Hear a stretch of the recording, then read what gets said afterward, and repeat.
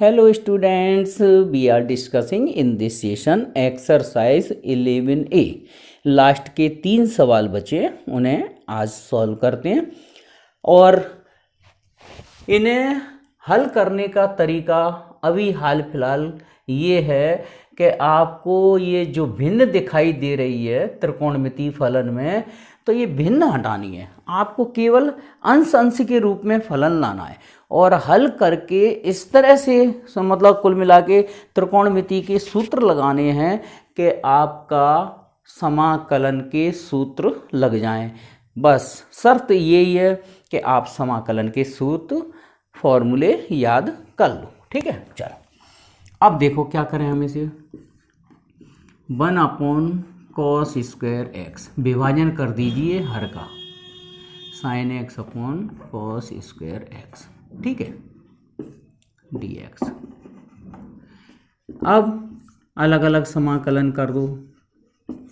तो अगर मैं हिंदी में बोलूँ इंग्लिश में बोलूँ कोई फर्क नहीं पड़ता है इसमें, भाई समाकलन को इंटीग्रेशन बोल देते हैं बस, cos square x dx।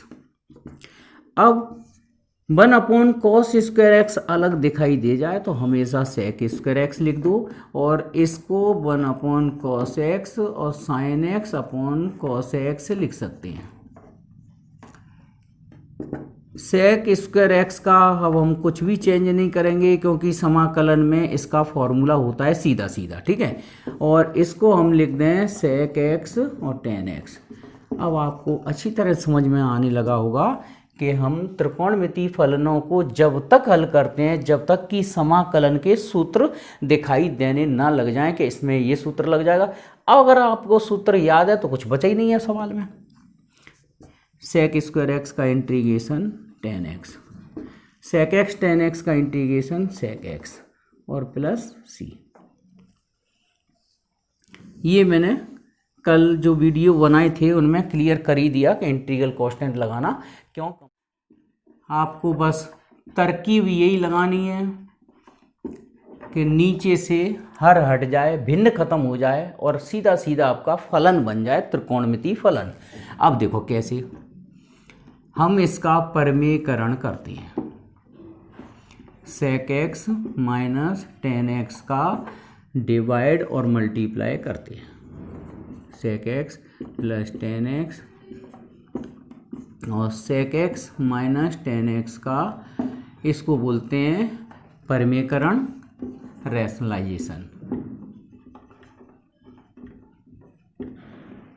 Okay, चलिए मल्टीप्लाई कर दो sec स्क्वायर एक्स और minus sec x into tan x upon a plus b, a minus b का एल्जेब्रिक फॉर्मूला होता है sec square x minus tan square x dx। या तो आप इसका डायरेक्ट फार्मूले की वैल्यू रख सकते हैं, sec square x minus tan square x की वैल्यू 1 होती है। और अगर याद नहीं है तो बड़ा आसानी से sec स्क्वायर एक्स को आप कितना लिख सकते हैं 10th क्लास की आइडेंटिटी से 1 प्लस tan स्क्वायर एक्स, तो 1 plus tan square x, tan square x 1 बचेगा। तो यहाँ साइड से आप लिख दो कि sec square x minus tan square x की वैल्यू 1 होती है। और भी क्लियर करना है तो sec स्क्वायर एक्स की जगह 1 लिख दो, 1 tan square x, tan square x, ये और ये कट जाएगा तो 1 के बराबर आएगा, इसलिए हम इसकी वैल्यू क्या लिख देते हैं 1। तो आपका फंक्शन बचा केवल sec स्क्वायर एक्स dx और sec x tan x। बस फॉर्मूला लगाइए, sec स्क्वायर एक्स का इंटीग्रेशन tan x और sec x tan x का sec x plus c i equal to ये। बिल्कुल अच्छे लगने लगे होंगे और आगे और भी अच्छा लगेगा। ये मत सोचना कि आगे कठिन मिलेगा। परमेयकरण करिए 1 प्लस cos x और 1 माइनस cos x और 1 प्लस cos x dx, ठीक है, हर का परमेयकरण करने पर। चलिए तो 1 प्लस cos x ए माइनस बी, ए प्लस बी का फॉर्मूला होता है ए स्क्वायर माइनस बी स्क्वायर। अब आप 1 माइनस कॉस स्क्वायर थीटा का फॉर्मूला क्या लिख सकते हैं, सभी बच्चे जानते हैं, साइन स्क्वायर थीटा। ठीक है, तो 1 plus cos x upon sine square x. और ये सवाल लगभग बन गया क्वेश्चन नंबर 11 का फर्स्ट पार्ट की तरह। ठीक है, चलिए अब अलग अलग सेपरेट कर दो, हर का विभाजन कर दो, sign square x D x अलग लिख दो और plus cos x upon sine square x अलग लिख दो। अब हम इसे फॉर्मूले, जो इंटीग्रेशन के फॉर्मूले हैं, उस फॉर्मूले की फॉर्म में ले आएंगे इसे, cos square x D x. हमें पता है कॉस स्क्वायर एक्स का इंटीग्रेशन माइनस कॉट एक्स होता है, और इसको ऐसे लिख दो 1 अपॉन साइन एक्स और कॉस अपॉन साइन एक्स। ठीक है, तो ये कॉस स्क्वायर एक्स हो जाएगा माइनस कॉट एक्स, और 1 अपॉन साइन एक्स को लिख दो कॉस एक्स और इसको लिख दो कॉट एक्स। तो ये भी फॉर्मूला बन गया इंटीग्रेशन में। इसका फॉर्मूला होता है कॉसेक एक्स कॉट एक्स का माइनस कॉसेक एक्स। बस फॉर्मूला याद कर लो, तो ये आपका आंसर हो गया माइनस कॉट एक्स और माइनस कॉसेक एक्स प्लस सी। ये इस सवाल का आंसर है। ठीक है, सवाल नंबर 12, जब भी आपको अपरिमेय फलन मिले, ठीक है, तो परिमेयकरण कर दीजिए, और हर में दिए हों अपरिमेय फलन तो आपको परिमेयकरण, मतलब कुल मिला के इर्रेशनल फंक्शन है तो रैशनलाइजेशन करिए। चलिए 1 upon under root x plus a x plus b, multiply करिए किसका, x plus a under root x plus b under root x plus a under root x plus b d x. यहाँ लिख देना by rationalisation.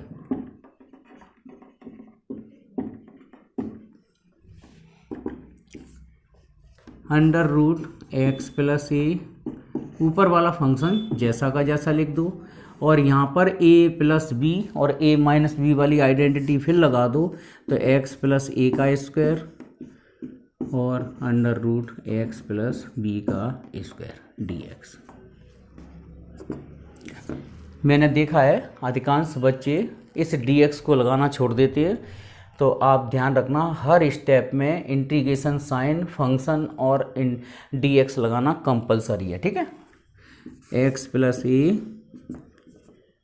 Under root x plus b, ये square root हट जाएगा तो x plus a और x minus b d x. तो आप लोग देखना x से x कैंसिल हो जाएगा, ये बचेगा a प्लस बी। तो a प्लस बी को आप बाहर लिख दो और under root x plus a d x और plus under root x plus b d x. ऊपर प्लस नहीं है, माइनस है। चलिए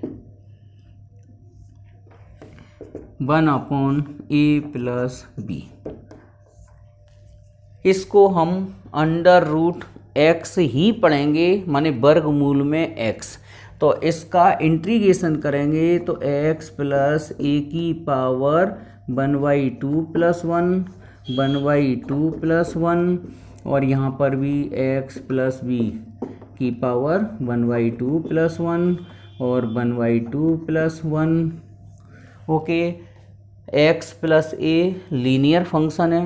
हाँ, एक चीज़ और देखना, इसका डिफरेंशिएशन करके देख लिया करो। अगर इसका डिफरेंशिएशन 1 आ रहा है तो आप बेझिझक कौन सा फॉर्मूला लगा दो लीनियर फंक्शन में, ये वाला, x की पावर n का इंटीग्रेशन x की power n plus 1 upon n plus 1 plus c. और फॉर्मूला आप लोग भी एग्ज़ाम में, परीक्षा में ज़रूर लिखना है। बस ये आपका सॉल्यूशन लगभग हो गया, बस आंसर की फॉर्म लिखना है हमें। तो 1/a+b, ये 1/2 और 1 आधा और 1 3/2 है ना, 1.5 हो जाएगा, मतलब 2/3 ऊपर पहुंच के, और ये x + a⁴ है ना, और ये आ गया 2/3 और x + b⁴, ये आपका आंसर हो जाता है फाइनली। और अगर और आंसर अच्छा लिखना है तो 2/3 को कॉमन कर लीजिए, तो 2/3a+b, और ये आंसर लिख देते हैं x + a⁴ minus x + b⁴ plus c। और इस आंसर को इस बॉर्डर में क्लोज करना मत भूल। थोड़ा सा कंफ्यूज करने वाला है माइंड को, सॉल्यूशन कंफ्यूज करने वाला नहीं है, माइंड को कंफ्यूज करता है। कैसे कि सॉल्व करते समय या तो कोई स्टूडेंट इसको सेपरेट करने की कोशिश करेगा, cos 3x के डिवाइड में cos x, cos 2x के डिवाइड में cos x, या फिर वो cos c minus cos d का फॉर्मूला लगा देगा। तो cos c minus cos d का फॉर्मूला लगाते ही वो गलत रास्ते पर फंस जाएगा। क्यों फंस जाएगा? cos c minus cos d का फॉर्मूला होता है -2 sin c + d/2 into sin c - d/2। ये दोनों एक ऑड नंबर है, एक इवन, ये होता है एक विषम संख्या है, एक सम संख्या है। तो कभी भी ऐसी पोजीशन में cos c minus cos d वाले फॉर्मूले अप्लाई मत करिए, आप इसको सेपरेट करिए। ठीक है, चलिए cos 3x के डिवाइड में cos x लिखिए, और cos 2x के डिवाइड में cos x लिखिए। इसके बाद cos 3x का फॉर्मूला याद करिए 11th क्लास की ट्रिग्नोमेट्रिक फंक्शन यूनिट 4 से, 4 cos qx minus 3 cos x upon में cos x dx। यहाँ cos 2x के फॉर्मूले मैंने कल बताए थे, 4 होते हैं, उसमें से हम यहाँ लगाएंगे 2 cos square x minus 1 upon cos x, क्योंकि 2 cos स्क्वायर x माइनस 1 इसलिए लगा रहे हैं क्योंकि डिवाइड में cos चल रहा है, तभी हम cos से cos कैंसिल कर पाएंगे। अब यहाँ से cos x का डिवाइड यहाँ लगा दो, यहाँ लगा दो, तो ये बचेगा 4 cos square x minus 3 dx। एक स्टेप थोड़ी मैंने गायब कर दी, आप लोगों को फिर समझा दूँ मैं। cos x का इसमें डिवाइड देंगे तो cos स्क्वायर x आएगा, cos x से cos x कैंसिल हो जाएगा तो -3 आएगा। ऐसे ही यहाँ पे भी डिवाइड लगा दो, तो ये बचेगा 2 cos x minus 1 upon cos x dx। Okay, चलिए 4, और ये मैंने स्टार्टिंग में बता दिया cos square x, sine square x, tan square x, cot square x. अगर सिंगल फंक्शन आ जाते हैं तो आपको जो फॉर्मूले लिखवाए हैं मैंने फर्स्ट वीडियो में 11 की स्टार्टिंग में, उसमें आपको ये फॉर्मूला लगाना पड़ेगा, इसके बिना काम चलेगा नहीं। कौन सा? 1 + cos 2x upon 2 dx cos square x के लिए। ठीक है, -3 1 dx माइनस का 2 cos x dx, और ये माइनस माइनस प्लस लिख दूँ, 1 अपॉन cos x को sec x लिख देते हैं। 2 से 4 कैंसिल कर दो 2 टाइम्स, तो ये 2, और मैं अब इसका इंटीग्रेशन कर रहा हूँ। 1 का समाकलन x और cos 2x का समाकलन sin 2x अपॉन 2। हाँ, यहाँ पर एक ध्यान से समझो, cos 2x का समाकलन cos थीटा का समाकलन sin थीटा होता है, और आपके एंगल में जो भी कांस्टेंट वैल्यू डिफरेंशिएशन करने के बाद आती है एंगल का, तो डिफरेंशिएशन में हम क्या करते थे? पीएफए रूल में 2 का मल्टीप्लाई करते थे, और यहाँ 2 का इंटीग्रेशन में डिवाइड करेंगे। आगे चल के मैं समझाऊंगा कि ऐसा डिवाइड क्यों हो जाता है। अभी हाल फिलहाल ये याद कर लो कि जैसे sin 3x का इंटीग्रेशन करना है आपको, तो sin थीटा का इंटीग्रेशन cos थीटा होता है माइनस में, और डिवाइड में 3 लिख दिया करो। तो डिफरेंशिएशन में मल्टीप्लाई में लिखते थे, यहाँ आप डिवाइड में लिख दीजिए एंगल के मल्टीपल को, और वो भी कांस्टेंट होना चाहिए। चलो 3, 1 का इंटीग्रेशन x, 2 cos का इंटीग्रेशन sin x, और sec x का इंटीग्रेशन होता है log sec x plus tan x। ये यहाँ पर इस फॉर्मूले की बिल्कुल नई एंट्री हुई है, पहली बार लगा यहाँ। तो sec x का इंटीग्रेशन याद कर लो, log sec x plus tan x। एक फॉर्मूला और होता है log tan pi/4 plus x/2, तो अभी तो हाल फिलहाल sec x का ये याद कर लो, log sec x plus tan x।